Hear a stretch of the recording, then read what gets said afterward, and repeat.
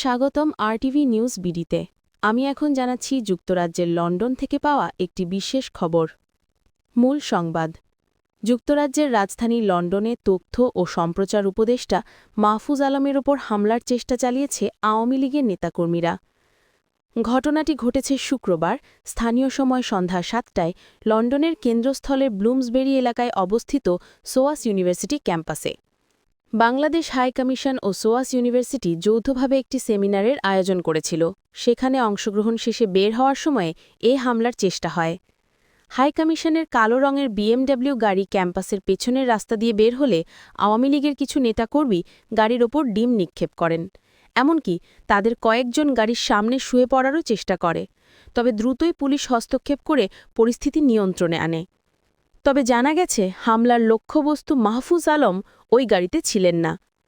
লন্ডনের Bangladesh হাইকমিশনের press minister Akbar Hossain জানিয়েছেন, আওয়ামী লীগের কর্মীরা ভেবেছিল এই গাড়িতেই মাহফুজ আলম আছেন।